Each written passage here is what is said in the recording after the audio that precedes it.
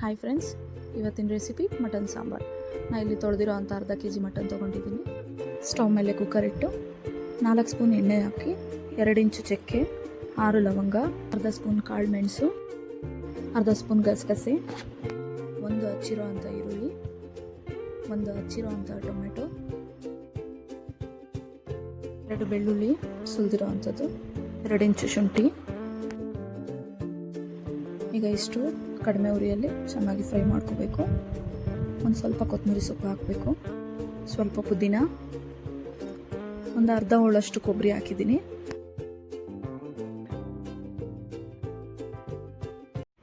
Fry ಮಾಡಿರೋ ಅಂಥ ಮಸಾಲೆ ತಣ್ಣಗಾದ ನಂತರ ಮಿಕ್ಸಿ ಜಾರ್ ಒಳಗಡೆ ಹಾಕಿ ಇದನ್ನು ಈಗ ನುಣ್ಣಗೆ ರುಬ್ಕೋಬೇಕು. ಈಗ ಮತ್ತೆ ಕುಕ್ಕರ್ ಇಟ್ಟು 2 ಸ್ಪೂನ್ ಎಣ್ಣೆ ಹಾಕಿ ತೊಳೆದಿಟ್ಕೊಂಡಿರೋವಂಥ ಮಟನ್ ಹಾಕಬೇಕು. ಅರ್ಧ ಚಮಚ ಅರಿಶಿನ ಹಾಕಿ ಮಟನ್ನಲ್ಲಿರೋವಂಥ ನೀರು ಬಿಡೋ ತನಕ ಚೆನ್ನಾಗಿ ಅದರಲ್ಲೇ ಫ್ರೈ ಮಾಡ್ಕೋಬೇಕು. ರುಚಿಗೆ ತಕ್ಕಷ್ಟು ಉಪ್ಪು ಹಾಕಿ ಈಗ ರುಬ್ಬಿ ಇಟ್ಕೊಂಡಿರೋವಂಥ ಮಸಾಲೆ ಹಾಕಿ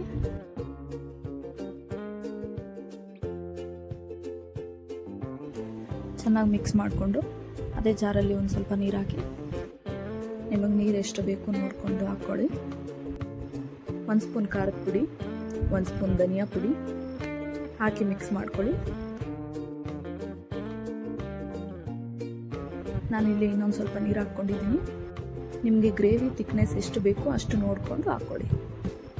ಈಗ ಕುಕ್ಕರ್ ಮುಚ್ಚಳ ಮುಚ್ಚಿ 4 ರಿಂದ 5 ವಿಸಿಲ್ ಬರಲಿ. ಈಗ ಆಗಿದೆ, ನೋಡೋಣ. ಈಗ ಮಟನ್ ಸಾಂಬಾರು ರೆಡಿಯಾಗಿದೆ.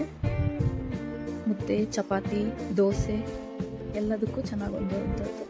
ತುಂಬ ಈಸಿಯಾಗಿದೆ. ಒಮ್ಮೆ ಟ್ರೈ ಮಾಡಿ ನೋಡಿ ಹೇಗಿದೆ ಅಂತ ಕಮೆಂಟ್ ಬಾಕ್ಸಲ್ಲಿ ತಿಳಿಸಿ. ಹೀಗೆ ಹೊಸ ಅಡುಗೆಗೆ ಕಾಯ್ತಾ ಇರಿ.